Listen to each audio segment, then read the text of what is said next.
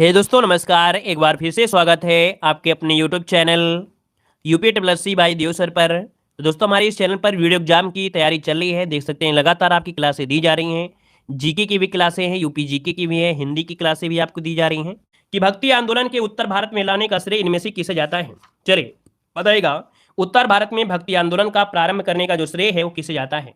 दोस्तों यहाँ पर जवाब देना है, तो यहाँ पर आंसर हो जाए आपका रामानंद। क्या नाम है? रामानंद। दोस्तों याद रखिए रामानंद को जाता है, और ये रामानुजाचार्य के शिष्य थे। ये रामानुजाचार्य के शिष्य थे रामानंद। आगे बढ़िएगा, निम्नलिखित में से कौन से संत शिवाजी के समकालीन थे? कौन से संत शिवाजी के समकालीन थे? दोस्तों यहाँ पर संत तुकाराम इसका जो आंसर है यहाँ पर ये नंबर है राइट हो जाएगा, ठीक है ना। और इन्होंने लंबे समय तक भक्ति आंदोलन का एक प्रमुख स्तंभ को चलाया था। यहाँ पर आंसर आपका ये नंबर है राइट हो जाएगा। और आगे बढ़िएगा कि शिवाजी ने मुगलों को किस युद्ध में हराया था? शिवाजी ने मुगलों को किस युद्ध में हराया? दोस्तों ऑप्शन सी, ये सलाहार का युद्ध हुआ था, सलाहार का युद्ध। और ये हुआ था 1672 में। 1672 में शिवाजी ने सलाहार के युद्ध में मुगलों को हराया था। ऑप्शन सी बनेगा। शिवाजी का जन्म कब हुआ था? दोस्तों शिवाजी का जन्म हुआ था आपके 1627 में शिवनेरी के दुर्ग में हुआ था। ऑप्शन यहाँ पर हो जाए आपका सी नंबर है। शिवाजी ने कब छत्रपति की उपाधि को धारण किया था? दोस्तों 5 का ऑप्शन बनेगा यहाँ पर डी नंबर है। आपके 1674 में राज्य अभिषेक कराया था दोस्तों, उसके बाद इन्होंने छत्रपति की उपाधि धारण किया था। आगे बढ़िए, क्वेश्चन दिया गया है शिवाजी की राजधानी कहां पर थी? शिवाजी की राजधानी कहां पर थी? तो रायगढ़। दोस्तों रायगढ़ इसका आंसर है राइट हो जाएगा। जब 1674 में क्या हुआ था, अपना राज्य अभिषेक करवाया और रायगढ़ को अपनी राजधानी बनाया था। अगला क्वेश्चन दिया गया है शिवाजी के गुरु का नाम क्या था? शिवाजी के गुरु का नाम दोस्तों याद रखिए रामदास, जो कि ऑप्शन बनेगा ए नंबर है राइट हो जाएगा। समर्थ रामदास इन्हें कहा जाता था, इन्हें समर्थ रामदास कहा जाता है। अगला है अष्टप्रधान का गठन किसने किया था? अष्टप्रधान का जो गठन किया था वो किसने किया था? दोस्तों यहां पर जवाब हो जाएगा शिवाजी। किसने किया था? शिवाजी। इन्होंने केंद्रीय स्तर पर अष्टप्रधान की व्यवस्था किया था, जिनमें या जिनके अंतर्गत 8 मंत्रियों को नियुक्त किया था अपने प्रशासन को चलाने के लिए। अगला है शिवाजी मुगलों की कैद से भागने के समय कौन से नगर में कैद थे? चलिए, शिवाजी मुगलों की कैद से भागने के समय कौन से नगर में कैद थे? दोस्तों यहां पर आंसर भी हो जाएगा आगरा। ऑप्शन बनेगा बी नंबर इसका राइट हो जाएगा।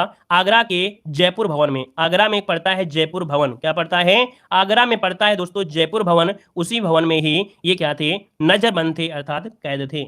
आगे बढ़िएगा कि शिवाजी का छत्रपति के रूप में औपचारिक राज्याभिषेक कहां पर हुआ था? दोस्तों ये हुआ था रायगढ़, जो कि ऑप्शन है यहाँ पर सी नंबर है राइट हो जाएगा। ये बनारस के पंडित विश्वेश्वर उर्फ गंगा भट्ट ने उनका राज्याभिषेक कराया था। किसने? तो बनारस के गंगा भट्ट ने इनका राज्याभिषेक करवाया था। यहाँ पर आगे बढ़िए, क्वेश्चन आपसे अगला पूछा गया है महलवाड़ी प्रणाली कहां से लागू की गई थी या कहां लागू की गई थी?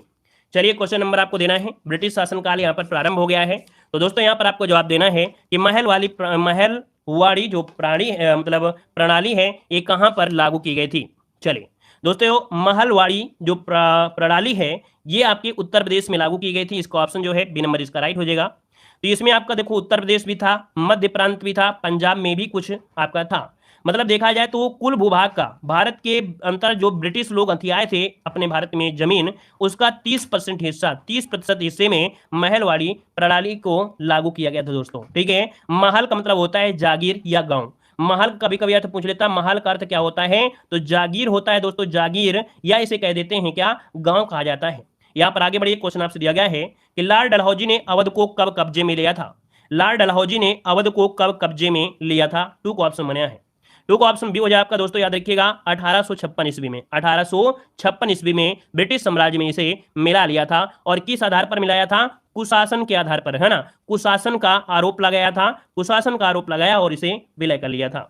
अगला है सेरिंगपट्टनम की लड़ाई में अंग्रेजों ने किसे पराजित किया? सेरिंगपट्टनम की लड़ाई में अंग्रेजों ने किसे पराजित किया था? दोस्तों यहां पर जवाब सी हो जाएगा टीपू सुल्तान। क्या हो जाएगा? टीपू सुल्तान। सेरिंगपट्टनम को बोलते हैं श्रीरंगपट्टनम, याद रखिए सेरिंगपट्टनम को ही बोला जाता है श्रीरंगपट्टनम कहा जाता है दोस्तों, याद रखिएगा, ठीक है ना। अंग्रेजों ने हराया था टीपू सुल्तान को। और दोस्तों याद रखिएगा 1799 ईस्वी का वो समय आया जब चतुर्थ आंग्ल मैसूर युद्ध हुआ और टीपू सुल्तान युद्ध में मारे गए थे, और मैसूर पर ईस्ट इंडिया कंपनी ने अधिकार जमा लिया था। ऑप्शन सी बनेगा। अगला क्वेश्चन दिया गया है सूची फर्स्ट को सूची सेकंड से क्या करना है, यहाँ पर सुमेलित करना है। पानीपत का युद्ध दिया है 1556 दिया गया है, क्या सही बात है क्या? पानीपत का प्रथम युद्ध हुआ था 1526 में हुआ था दोस्तों, ठीक है, बाबर और इब्राहिम लोदी के बीच हुआ था। फिर इसके बाद प्लासी युद्ध हुआ था आपके 1757 में, 1757 यहाँ पर हो जाएगा, मतलब ये 2 हो गया, यहाँ पर 3 हो गया। हल्दी घाटी के युद्ध की बात करें तो 1576 में हुआ था, 1576 की अगर बात करें तो ये 4 हो जाएगा। और तालीकोटा या राक्षसी तांगड़ी का युद्ध जिसे कहा जाता है ये 1556 को हुआ, तो इसका 1 हो जाएगा। मतलब आपके पास जो ऑप्शन बनेंगे 2 3 4 1 हो जाएगा, 2 3 4 1, 2 3 4 1, ऑप्शन देखिए ए नंबर इसका राइट हो जाएगा। आगे बढ़िए, क्वेश्चन दिया गया है निम्नलिखित में से कौन सा पुर्तगाली उपनिवेश नहीं था। निम्नलिखित में से कौन सा पुर्तगाली उपनिवेश नहीं था 5 नंबर में। दोस्तों 5 का ऑप्शन हो जाएगा आपका मछलीपट्टनम। दोस्तों मछलीपट्टनम ये पुर्तगालियों का नहीं था, ये डचों का उपनिवेश था। यहाँ पर डच लोग अपने कब्जे में लिए थे, डच लोग अपने कब्जे में इसे लिए थे। आगे बढ़िए, क्वेश्चन दिया गया है कि ब्रिटिश शासन को भारत से उखाड़ फेंकने के लिए इनमें से किसने फ्रांसीसियों की मदद मांगी थी। दोस्तों ये मदद मांगी थी आपके टीपू सुल्तान। दोस्तों टीपू सुल्तान ने ही यहाँ पर ऑप्शन यहाँ पर बी नंबर राइट हो जाएगा। मिसाइल, दोस्तों याद रखिएगा कि ये जो आपके टीपू सुल्तान ने उस समय मिसाइल का ज्ञान था, इन्होंने मिसाइल उस समय बनाया था। दोस्तों आगे बढ़िए, क्वेश्चन दिया गया है निम्नलिखित में से कौन अवध के कृषक आंदोलन का नेता था। अवध के कृषक आंदोलन के जो नेता थे दोस्तों, यहां पर जवाब हो जाएगा बाबा रामचंद्र। कौन थे? बाबा रामचंद्र। ये अवध के कृषक आंदोलन के नेतृत्व किया था दोस्तों, याद रखिएगा। और ये उत्तर प्रदेश के प्रतापगढ़ जो जिला है वहां पर ये युद्ध चला था, अर्थात कृषक आंदोलन चला था। आगे बढ़िएगा कि 1857 ईस्वी के प्रथम स्वतंत्रता विद्रोह में भाग लेने वाली प्रसिद्ध महिला सेनानी इनमें से कौन थी। दोस्तों यहाँ पर जो आंसर हो जाए आपका बेगम हजरत महल, है ना, क्या हो जाएगा? बेगम हजरत महल। दोस्तों इतिहास में ये क्वेश्चन बहुत बार पूछा जा चुका है, हर एक एग्जाम में ये क्वेश्चन पूछा जा चुका है ना। ये आगे बढ़ते हैं, क्वेश्चन दिया गया है कि 1857 ईस्वी के विद्रोह में कानपुर के नेता कौन थे। तो कानपुर के नेता कौन थे? नाना साहब थे दोस्तों, ऑप्शन सी नंबर इसका राइट हो जाएगा। कभी कभी नाना साहब ऑप्शन में नहीं होता है तब आपके तात्या टोपे को लगाते हैं, यहाँ पर आंसर आपका सी बनेगा। अगला है पल्ली आंदोलन संबंधित है। पल्ली आंदोलन दोस्तों तमिलनाडु से संबंधित है। कहां से? तमिलनाडु में एक निम्न जाति के कह सकते हैं पल्ली के लोग थे, स्वयं को बनिया कुल का छत्री कहने लगे थे, और ये लोग विधवा पुनर्विवाह जैसे उच्च जाति के रीति रिवाज का अनुसरण करने लगे थे। तो यहाँ पर आंसर आपका बी नंबर हो जाएगा। अगला है ब्रिटिश साम्राज्य में अवध का जो विलय हुआ। अवध का विलय ये दोस्तों 1856 ईस्वी में अवध का विलय हुआ था। आगे बढ़िएगा कि किसने बंगाल में स्थायी उपनिवेश की शुरुआत किया था। किसने बंगाल में स्थायी उपनिवेश की शुरुआत किया था? 12 नंबर देना है दोस्तों। शेयर करिएगा सभी दोस्तों को, अपने जितने भी दोस्त हैं सभी को शेयर करिए और अपने दोस्तों को भी बताइए, है ना। ज़्यादा से ज़्यादा लोगों को जोड़ने का प्रयास करें, थोड़ा सा मनोबल को बढ़ाएं जरूर। यहाँ पर देखो दोस्तों दिया है किसने बंगाल में स्थायी उपनिवेश की शुरुआत किया था। 12 का जो ऑप्शन है दोस्तों डी हो जाएगा, लॉर्ड कॉर्नवालिस। इसका आंसर डी हो जाएगा, लॉर्ड कॉर्नवालिस। अगला क्वेश्चन दिया है कि भारत में किस गवर्नर जनरल को स्थानीय स्वशासन का पिता कहा गया है। तो स्थानीय स्वशासन का पिता दोस्तों ये कहा गया है आपके लॉर्ड रिपन, ऑप्शन डी हो जाएगा, लॉर्ड रिपन को कहा जाता है। आगे बढ़िए, क्वेश्चन दिया गया है कि सिविल सेवा किसके शासनकाल में प्रारंभ की गई थी। सिविल सेवा किसके शासनकाल में? दोस्तों लॉर्ड कॉर्नवालिस इसका जो ऑप्शन है यहाँ पर सी नंबर इसमें राइट हो जाएगा कि सिविल सेवा का जनक लॉर्ड कॉर्नवालिस को कहा जाता है। लॉर्ड कॉर्नवालिस जो कि आपके भारत में एक प्रकार से कब थे, तो 1786 से आपके 1793 तक ये आपके रहे थे। यहाँ पर आगे बढ़िए, क्वेश्चन दिया गया है टीपू सुल्तान कहाँ का शासक था। टीपू सुल्तान कहाँ का शासक था? ये था मैसूर का दोस्तों, ऑप्शन सी जगह मैसूर का शासन था। और इसने अपनी राजधानी जो कि श्रीरंगपट्टनम को अपनी राजधानी बनाया था। जैकोबियन क्लब की भी स्थापना इन्होंने ही किया था। आगे बढ़िए, क्वेश्चन दिया गया है निम्नलिखित में से कौन अवध का प्रथम नवाब था। अवध का प्रथम नवाब सादत खां, जो कि ऑप्शन बी नंबर राइट हो जाएगा। आगे बढ़िएगा कि लॉर्ड डलहौजी की विलय नीति का प्रथम शिकार इनमें से कौन हुआ था। चलिए दोस्तों, लॉर्ड डलहौजी की विलय नीति का जो प्रथम शिकार हुआ था इनमें से कौन हुआ था। दोस्तों 17 का ऑप्शन बी हो जाएगा आपका सतारा, ऑप्शन बी हो जाएगा सतारा। दोस्तों ये सबसे पहले विलय हुआ था दोस्तों, याद रखिए 1848 में। कब? 1848 में इसका विलय हुआ था। यहाँ पर आगे बढ़िए, क्वेश्चन दिया गया है इनमें से कौन सा विकल्प सही ढंग से मेल नहीं खाता है। दोस्तों यहाँ पर दिया है 1333 में इब्न बतूता भारत में पहुंचा था, बिल्कुल सही जवाब दिया है। 1506 में दिया है गुरु नानक देव का जन्म, जो कि यहाँ पर ये बात शायद गलत दी गई है, क्योंकि इनका जन्म हुआ था 1469 को हुआ था दोस्तों, तलवंडी नामक ग्राम में हुआ था, है ना। पंजाब के खत्री परिवार से संबंधित है, तो बी नंबर आपका यहाँ पर गलत है। वहीं पर 1290 में मार्को पोलो ने भारत का दौरा किया था। 1498 में वास्को डिगामा कालीकट में आया था। इसका मतलब ऑप्शन बी नंबर है यहाँ पर गलत दिया गया है।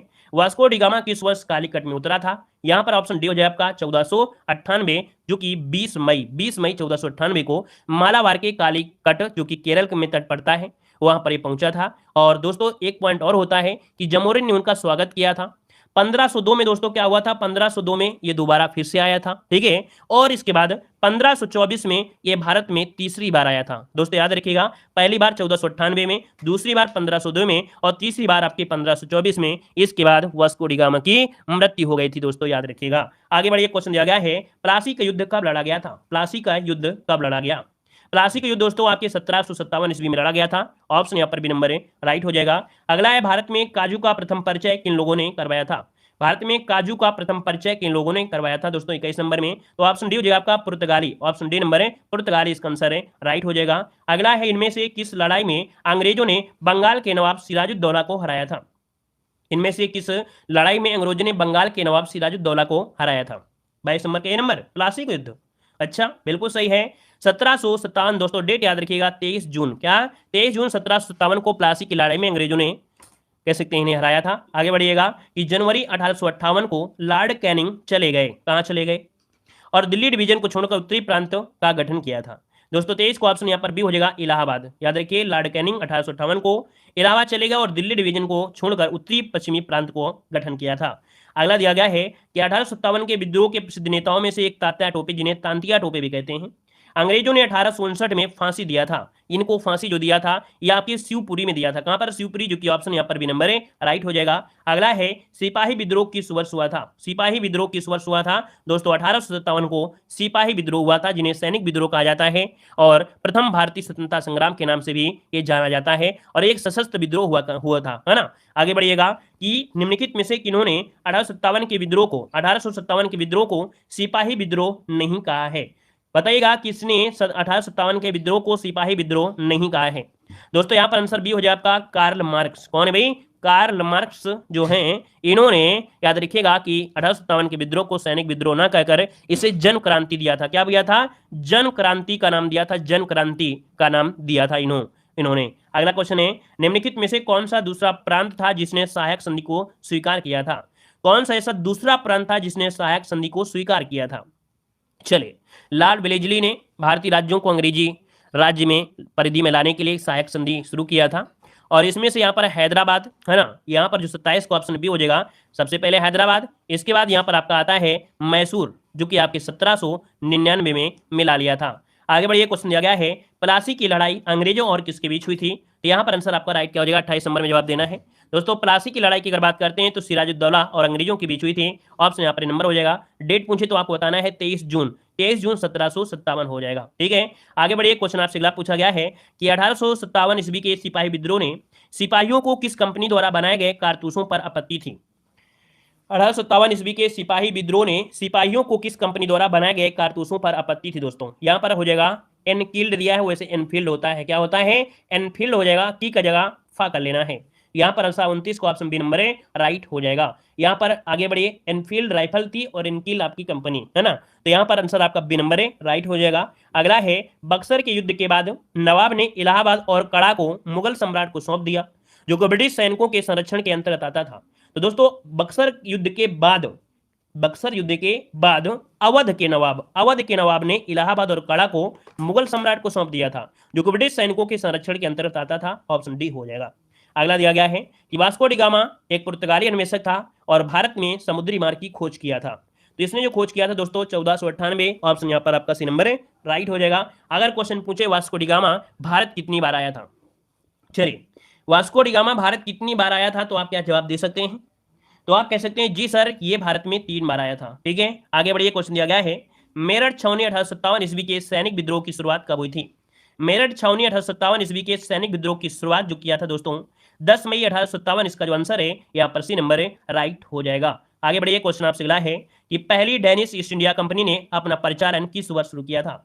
पहली डेनिश ईस्ट इंडिया कंपनी ने अपना परिचालन किस वर्ष शुरू किया, 33 नंबर में। दोस्तों ऑप्शन यहाँ पर हो जाएगा 1616, क्या हो जाएगा 1616 में अंग्रेजों के बाद डेनिश, जो कि 1616 में भारत आए थे, और 1616 अर्थात 17 मार्च 1616 को उन्होंने डेनिश ईस्ट इंडिया कंपनी की स्थापना किया था। आगे बढ़िए, क्वेश्चन दिया गया है कि बक्सर के युद्ध के बाद ईस्ट इंडिया कंपनी मुगल सम्राट को प्रति वर्ष का भुगतान करने के लिए सहमत हो गई थी। तो दोस्तों यहाँ पर याद रखिएगा 26 लाख है ना, 26 लाख देना स्वीकार, वो जो कि वार्षिक था। आगे बढ़िएगा कि दक्षिण भारत के किस राजा ने 1771 ईस्वी को कोलाचेल की लड़ाई में ईस्ट इंडिया कंपनी को पराजित किया था। चलिए भाई 35 नंबर का ऑप्शन क्या हो जाएगा, सी नंबर है, ये मार्तंड वर्मा है। दक्षिण भारत के मार्तंड वर्मा ने 1771 में कोलाचेल की लड़ाई में डच ईस्ट इंडिया कंपनी को पराजित किया दिया था। ऑप्शन सी नंबर है राइट हो जाएगा। यहाँ पर आगे बढ़िएगा कि भारत के governor general Lord William Bentinck ने सती प्रथा को समाप्त करने हेतु कानून पारित किया था। यहाँ पर देखिए ये जवाब हो जाएगा 1829 में दोस्तों। कब? तो 1829 में एक कानून पारित किया था। किसने? Lord William Bentinck. Option C बन जाएगा। अगर आपसे दिया गया है अवध के रियासत से उस प्रसिद्ध योद्धा बेगम का नाम क्या है जिन्होंने 1857 के विद्रोह में अंग्रेजों के साथ होने वाली लड़ाई में भाग लिया था? दोस्तों बेगम हजरत महल। ऑप्शन यहाँ पर नंबर राइट हो जाएगा। अगला क्वेश्चन दिया गया है निम्नलिखित में से किसने 1857 ईस्वी के विद्रोह को दबाने के लिए अंग्रेजों को सहायता प्रदान नहीं किया था? दोस्तों यहाँ पर देखिए कह रहा है 1857 ईस्वी के विद्रोह को दबाने के लिए अंग्रेजों को सहायता प्रदान नहीं किया। तो ग्वालियर के सिंधिया ने भी प्रदान किया था, हैदराबाद के निजाम भी, और भोपाल के सिकंदर बेगम। लेकिन यहाँ पर अवध की जो बेगम हजरत महल है, इन्होंने भैया तो इस विद्रोह में अंग्रेजों का घोर क्या किया था भाई? 1857 में क्या किया था? तो उनका यहाँ पर बहिष्कार किया और उनसे युद्ध लड़ा था। तो इसको ऑप्शन बी नंबर इसका राइट हो जाएगा। दोस्तों आगे बढ़िएगा कि श्रीरंगपट्टनम का ऐतिहासिक शहर जिसे टीपू सुल्तान और उसके पिता हैदर अली की कब्रों का घर माना जाता है, वह निम्नलिखित में से किस शहर के लगभग 15 किलोमीटर दूरी पर है? यहाँ पर जो आंसर है 39 नंबर में, वो राइट क्या हो जाएगा? चलिए 39 नंबर में दोस्तों 39 को ऑप्शन बनेगा सी नंबर है, ये मैसूर इसका आंसर आपका राइट हो जाएगा। यहाँ पर सी नंबर है राइट हो जाएगा। ठीक है, आगे बढ़िए। क्वेश्चन दिया गया है, कह रहा है अंग्रेजों के खिलाफ भारतीय सैनिकों द्वारा पहला बड़े पैमाने पर विद्रोह था। दोस्तों ये बताइएगा वेल्लोर का विद्रोह हुआ ये किस वर्ष हुआ था? दोस्तों 40 का जो ऑप्शन है यहाँ पर सी हो जाएगा आपका 1806 में। कब हुआ था? 10 जुलाई 1806 को जॉर्ज वार्लो के शासक थे। भारतीय सैनिकों द्वारा यह पहला बड़े पैमाने पर वेल्लोर का युद्ध हुआ था और यहाँ पर मुख्य जो कारण था सिपाहियों को धार्मिक प्रतीक चिन्हों के प्रयोग को रोकना था। तो दोस्तों यहाँ पर जो आंसर है आपका सी नंबर है राइट हो जाएगा। आगे बढ़िए। क्वेश्चन दिया गया है कि बंबई अर्थात बॉम्बे जो कि अब छत्रपति शिवाजी महाराज टर्मिनल से थाने तक भारत में पहली यात्री ट्रेन किस वर्ष चली थी? दोस्तों 1853 है ना, क्या हो जाएगा? 1853 में यह रेल यात्री चली थी। और भारत में रेलवे का जनक किसे कहा जाता है? तो लॉर्ड डलहौजी को भारत में रेलवे का जनक कहा जाता है। यहाँ पर आगे बढ़िए। क्वेश्चन दिया गया है कि किस वर्ष में ईस्ट इंडिया कंपनी ने रणजीत सिंह के साथ अमृतसर की पहली संधि पर हस्ताक्षर किया था? दोस्तों 42 नंबर में। तो 42 को ऑप्शन दोस्तों यहाँ पर जवाब हो जाएगा 1809। क्या हो जाएगा? 1809 में ईस्ट इंडिया कंपनी तथा रणजीत सिंह के मध्य अमृतसर की संधि हुई थी, है ना। तो इसका जो ऑप्शन है यहाँ पर आपका डी नंबर है राइट हो जाएगा। और अगला क्वेश्चन दिया गया है, यहाँ पर दो दिया गया है कि वर्ष में ईस्ट इंडिया कंपनी के जहाजों ने सूरत के पास स्थित स्वाली एस्चुरी में पुर्तगालियों को पराजित किया था। तो दोस्तों पुर्तगालियों को पराजित किया था 1612 में, 1612 में किया था। इसका ऑप्शन है यहाँ पर सी नंबर है राइट हो जाएगा। और इस युद्ध में अंग्रेजों की तरफ से कैप्टन थे कौन? तो आपके कैप्टन नेतृत्व में कैप्टन बेस्ट ने यहाँ पर हिस्सा लिया था। अगला है सिराजुद्दौला किस युद्ध में अंग्रेजों से पराजित हुए थे? तो सिराजुद्दौला जो कि प्लासी के युद्ध में है, ऑप्शन बी नंबर राइट हो जाएगा। अगला दिया गया है कि बंगाल के प्रथम गवर्नर जनरल में से कौन थे? बंगाल के प्रथम गवर्नर जनरल में दोस्तों यहाँ पर देना है। और यहाँ पर जो आंसर है 45 नंबर में ऑप्शन बी हो जाएगा आपका Lord Warren Hasting. Lord Warren Hasting Bengal के प्रथम गवर्नर जनरल थे, ऑप्शन बी बनेगा। इनमें से कौन हड़प नीति का कट्टर समर्थक था? हड़प नीति का कट्टर समर्थक था दोस्तों यहाँ पर लॉर्ड डलहौजी। इसका ऑप्शन बी नंबर है राइट हो जाएगा। अगला क्वेश्चन दिया गया है कि भारत में ब्रिटिश साम्राज्य का संस्थापक कौन था? भारत में ब्रिटिश साम्राज्य का संस्थापक कौन था? दोस्तों यहाँ पर जवाब हो जाएगा लॉर्ड क्लाइव। क्या हो जाएगा? लॉर्ड क्लाइव, ऑप्शन सी हो जाएगा। अगला क्वेश्चन दिया गया है कि भारत का प्रथम गवर्नर जनरल में से कौन था? भारत का प्रथम governor general Lord William Bentinck, जो कि ऑप्शन यहाँ पर हो जाएगा ए नंबर है राइट हो जाएगा। निम्नलिखित में से किसने बंगाल में द्वैध शासन प्रणाली को समाप्त किया था? द्वैध शासन प्रणाली को समाप्त करने वाले कौन है? Warren Hasting, option C number है राइट हो जाएगा। वारेन हेस्टिंग भाई द्वैध शासन को समाप्त किसने किया था? यहाँ पर 49 को ऑप्शन है राइट हो जाएगा सी नंबर। याद रखिएगा यहाँ पर आंसर सी नंबर है राइट हो जाएगा। ठीक है, यहाँ पर आगे बढ़िए। क्वेश्चन आपसे अगला पूछा गया है कि सुरक्षा प्रकोष्ठ या घेरे या रिंग फेंस नीति का संबंध निम्नलिखित में से किससे है? सुरक्षा प्रकोष्ठ या घेरे की नीति से जो संबंधित हैं वो आपके हैं वारेन हेस्टिंग और वेलेजली संबंधित थे। वारेन हेस्टिंग के अन्यायपूर्ण और निरंकुश कार्यों के कारण उस पर महाभियोग भी चलाया गया था। वारेन हेस्टिंग पर महाभियोग भी चलाया गया था, जो कि 1788 से 1795 तक चला था। परंतु बाद में क्या हुआ? ब्रिटिश संसद ने उनकी सेवाओं को देखते हुए उन्हें सभी दोषों से क्या कर दिया? मुक्त कर दिया। इस कारण से ऑप्शन यहाँ पर नंबर राइट हो जाएगा। आगे बढ़िए। क्वेश्चन दिया गया है ब्रह्म समाज की स्थापना किसने की थी? चलिए बताइएगा ब्रह्म समाज की स्थापना जो किया वो किसने किया था? यहाँ पर जो आंसर है राइट क्या हो जाएगा? इसका जवाब दीजिए। आपका सही जवाब इनमें से राइट क्या हो जाएगा? चलिए इसका जवाब देना है वो भी आपको कमेंट बॉक्स में कमेंट करके बताना है। इसका जो आंसर है वो राइट क्या हो जाएगा, कमेंट बॉक्स में कमेंट करना है। साथ ही दोस्तों वीडियो एग्जाम की बेहतर तैयारी करने के लिए आप लोग हमारे ऐप से जुड़ सकते हैं। ऐप का नाम है देव जीके ट्रिक, प्ले स्टोर में है, डाउनलोड करके यहाँ पर देख सकते हैं उत्तर प्रदेश की ऐसी पीडीएफ आपकी है जो एक बार आप पढ़ लेंगे तो पूरे के पूरे क्वेश्चन जो आपके हैं वो ऑब्जेक्टिव इसमें से लगा सकते हैं। हर एक चीज यहाँ पर आपको दिया गया है। अगर आप लोग जीके की पीडीएफ लेना चाहते हैं तो जीके में भी दोस्तों देख सकते हैं कि आपकी कितनी बेहतर से बेहतर आपकी यहाँ पर पीडीएफ आपकी कंप्लीट की गई है और काफ़ी अच्छे से हर एक टॉपिक आपका दिया गया है ना। देख सकते हैं कि जीके वाले में आप लोगों के लिए इतिहास के दोस्तों 700 प्रश्न है, भूगोल के 500 प्रश्न है, संविधान के 500 प्रश्न और यहाँ पर मिक्स जीके जो कि आपको अभी हमने दिखाया ये आपके 1000 प्रश्न है ना, जो कि आपके वन लाइनर में है। और प्रैक्टिस के लिए यहाँ पर हिस्ट्री के 250 ऑब्जेक्टिव क्वेश्चन, पॉलिटी के 250 ऑब्जेक्टिव कह सकते हैं प्रश्न आपके हैं, ज्योग्राफी के भी ऑब्जेक्टिव क्वेश्चन है, 10 प्रैक्टिस सेट होंगे जो कि आपके जिसमें से 50 क्वेश्चन आपके होते हैं, तो 250 समझिए कि आपका 10 प्रैक्टिस सेट भी आपको दिए गए हैं। यहाँ पर आपका स्टैटिक जीके और थ्योरी भी आपको इसी में आपको दी जा रही है। तो दोस्तों आप लोग यहाँ पर हमारी जो वीडियो एग्जाम के कोर्स हैं जहाँ पर कंप्लीट हिंदी का कोर्स भी है जिसे आप लोग मात्र 99 रुपये में ले सकते हैं। बहुत कुछ यहाँ पर आपको दिया गया है हिंदी में और ऑब्जेक्टिव क्वेश्चन भी हैं। यहाँ पर देख सकते हैं सामान्य ज्ञान जिसमें से 5000 क्वेश्चन लगभग आपके हैं, इसी में वन लाइनर भी हैं और आपका प्रैक्टिस के लिए आपके ऑब्जेक्टिव भी रखे गए हैं। और यहाँ पर यूपी के दोस्तों देख सकते हैं कंप्लीट यूपी के जिसमें आपको यहाँ पर थ्योरी भी होगी और आपके यहाँ पर कह सकते हैं ऑब्जेक्टिव क्वेश्चन भी यहाँ पर हैं। और इतना अगर आप पढ़ लेते हैं तो दोस्तों काफ़ी अच्छा आपका स्कोर यहाँ पर हो सकता है। बहुत ही कम आपके रेट रखी गई दोस्तों और पीडीएफ में कंटेंट बहुत ज़्यादा है। तो आप लोग हमारे ऐप से जुड़ सकते हैं, डाउनलोड कर सकते हैं, ठीक है, और बेहतर तैयारी कर सकते हैं।